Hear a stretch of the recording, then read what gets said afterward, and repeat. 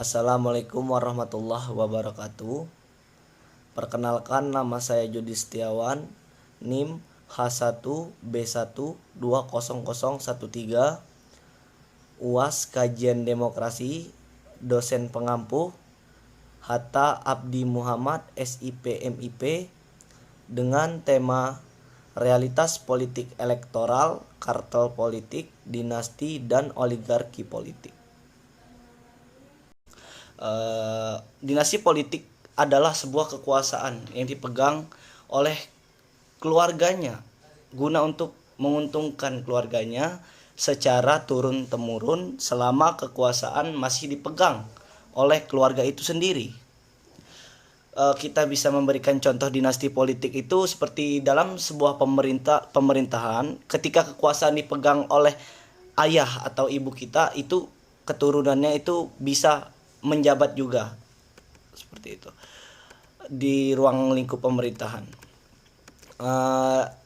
Dinasti politik di era reformasi ini, di mana pemerintah banyak menerapkan sistem tersebut tanpa kita sadari, di mana kita ketahui ia hanya mementingkan kepentingan keluarganya dan bisa saja menggeser setiap orang yang tidak berkepentingan di dalam hidupnya. Sistem kekeluargaan atau dinasti politik tersebut mendarah daging dalam lingkup masyarakat luas, di mana tidak menutup kemungkinan kita setiap keluarga yang menduduki jabatan tertinggi bisa saja menjadikan kerabatnya untuk berpartisipasi, diangkat untuk mendampingi keluarganya tersebut. Demi tidak memutuskan tali kekeluargaan di dalam pemerintah, bahu-membahu dalam hal tersebut sudah banyak kita lihat fakta di lapangan, di mana tetangga kita sendiri atau orang-orang di sekitar tidak menutup kemungkinan keluarga tersebut. Tidak bisa kita pungkiri bahwa hal tersebut juga bisa memicu tidak kepercayaannya masyarakat terhadap pemerintah. Dalam dinasti politik sendiri juga sangat berperan aktif di era reformasi, karena petinggi-petinggi yang sudah dahulu menduduki kursi jabatan tersebut itu bisa saja memanfaatkan kedudukannya terlebih dahulu, memanfaatkan peluang, memasukkan kerabat-kerabatnya untuk mengisi jabatan yang strategis dan tidak bisa digantikan oleh orang lain, tanpa terkecuali membuat kasus itu mungkin bisa dikeluarkan dari pemerintahan. Bahkan juga terkadang orang yang membuat kasus di pemerintah bisa saja ditutupi oleh keluarganya sendiri. Dan itu yang kita tidak mengetahui apa yang dilakukan oleh orang tersebut, keluarga tersebut, seperti itu. Hal tersebut tuh membuat keturunan baru di dalam pemerintah yang jelas dari pihak keluarganya. Juga bisa saja memicu regenerasi dalam pemerintahan selama pemimpin strategi masih diisi oleh keluarganya sendiri. Dalam hal tersebut memicu juga kecil kesempatan bagi orang yang berpotensi untuk mendudukinya, karena tidak ada pegangan atau istilah orang dalam, seperti itu. Dan orang awam itu bisa mengetahuinya dalam pandangannya tersendiri, di mana dinasti politik juga banyak memicu kerugian dalam kehidupan. Di mana poin pertama itu tidak memberi ruang kepada orang lain yang lebih kompeten untuk bergabung ke dalam partai atau pemerintahan. Di mana kita bisa mengambil contoh ketika ada seseorang yang mungkin berpotensi dan dia tidak berkepentingan di pemerintahan, itu bisa saja kalah dengan keluarganya tersebut. Itu sebenarnya problematika kita sekarang. Dan yang kedua itu tidak berubahnya sistem dalam sistem kepemimpinan, di mana kita mengetahui ketika dinasti politik itu terjadi, tidak adanya berubah kepemimpinan, di mana setiap kepemimpinannya itu kurang lebih sama, tidak ada perubahan di dalam pemimpinnya. Karena seperti keluarga menyatukan pikiran di situ, ada maksud. Dan yang ketiga, mengalami perlakuan yang sama setiap masa kepemimpinan, melakukan perilaku yang sama itu dalam artian ya seperti itu saja yang dilakukannya. Karena mereka menyatukan sebuah pikiran demi sebuah kepentingan. Itu yang dinamakan dinasti politik sebenarnya. Ada kepentingan di dalam keluarga tersebut. Dalam negara demokrasi seperti Indonesia, seharusnya tidak bisa diterapkan dinasti politik tersebut. Karena secara langsung rakyat tidak bebas untuk memilih sebuah calon. Secara tidak langsung memiliki keterpaksaan saat memilih. Karena tidak ada yang lain. Contohnya ketika seorang tuanya itu adalah gubernur dan anaknya itu coba untuk mencalon bupati dan lolos, dan kerabat lainnya menyalon seperti kepala dinas dan yang lain-lain itu lolos, dan itu keterpaksaan masyarakat sebenarnya. Nah, di situ sebenarnya problematikanya. Dinasti politik itu tersorot di media, namun masyarakat saja yang kurang menanggapinya dan kurang update dalam dunia digital. Dalam dunia digital masyarakat kurang menggubris dan tidak mau menindaklanjuti dengan tegas sebenarnya masalah ini bisa saja terselesaikan. Namun ketidakpedulian masyarakat ini sebenarnya yang membuat hal tersebut itu tidak diangkat kasusnya, dan sering terjadi dan banyak terjadi. Dan sebenarnya ini sebuah masalah besar dalam sistem pemerintahan yang berdampak pada eksistensi pemerintah itu sendiri. Dia berketergantungan ketika sistem dinasti politik ini ada di pemerintahan.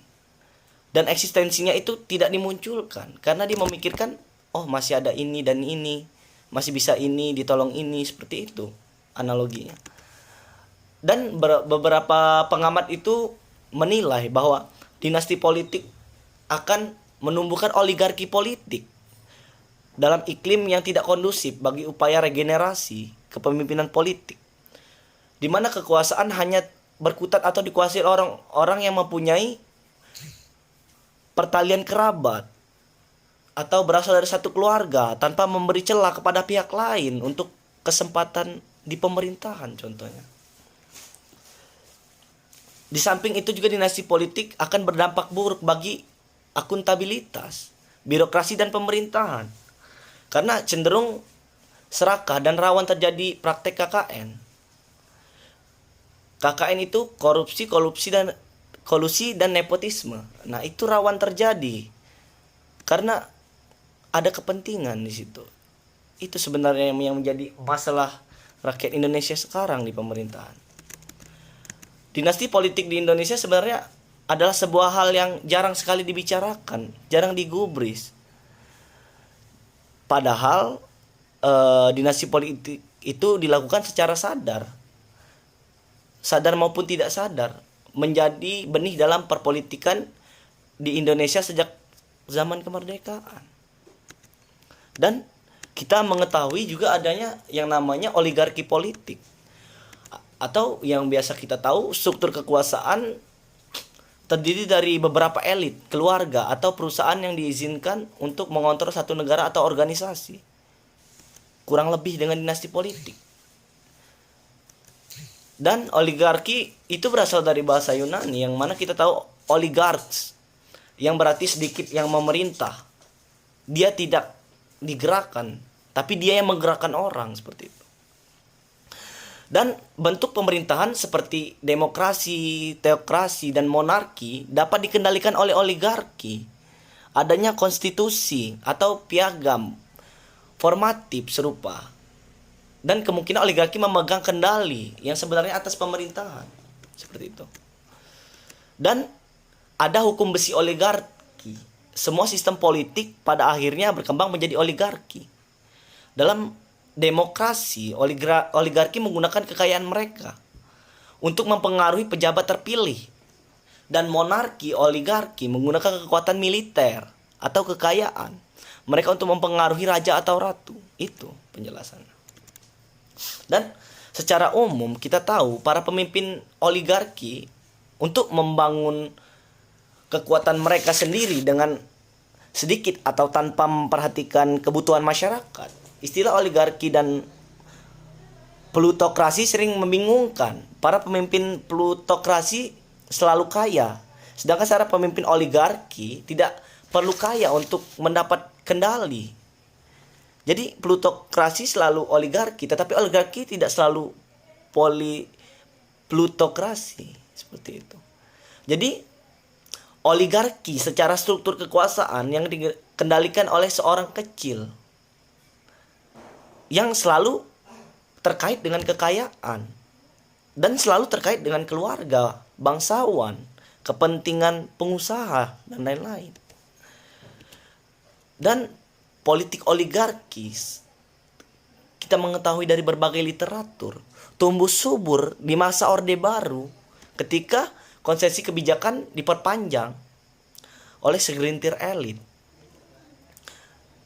Bagaimana sebelum tahun 1980 menurut Fedi R. Hadis, di mana saat itu keluarga Soeharto belum menjadi bagian dari pemimpin ekonomi. Oligarki berupa kroni Soeharto seperti Lim Slow Leong, Bob Hasan, dan lain-lain terbiasa mendapatkan monopoli dan akses istimewa untuk mendapat lisensi, pasokan, dan kekuasaan ekonomi politik Indonesia itu pada pasca Soeharto. Dan namun setelah reformasi, menurut Fedi R. Hadis, oligarki itu menyebar, terjadi desentralisasi kekuasaan atau kesenjangan kekuasaan. Presiden kepada lembaga-lembaga seperti partai politik dan parlemen, termasuk pula desentralisasi kekuasaan pusat ke daerah.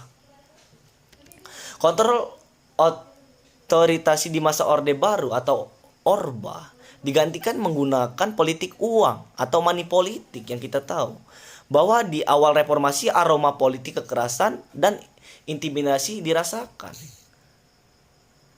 Memang politik oligarki sukar dijangkau hukum. Ia bekerja di ruang-ruang dialog tertutup antar elit. Ada keterkaitan antar elit, apalagi ada hubungan darah daging di situ. Mungkin sulit dikenai hukum karena dia saling menutupi, saling backup.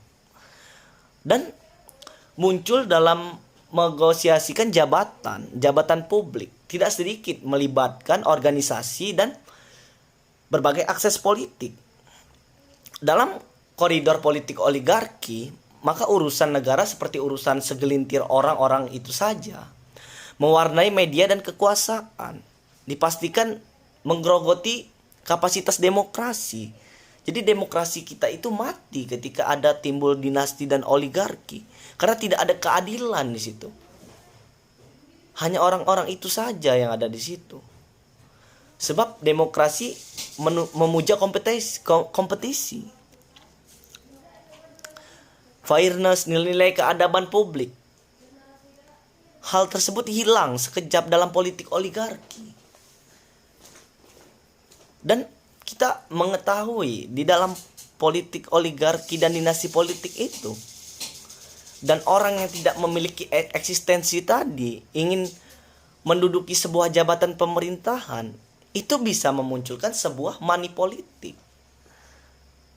Problemnya di situ-situ saja. Dan dia tidak bisa dan tidak ada istilah orang dalamnya seperti itu. Dia harus menggunakan money politik, politik uang, sehingga dia bisa menjabat di situ.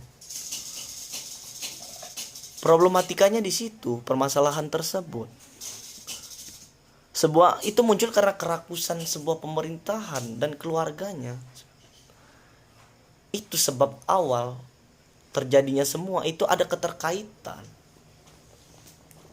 Di situ sebenarnya masyarakat kurang memahami, kurang menggubris.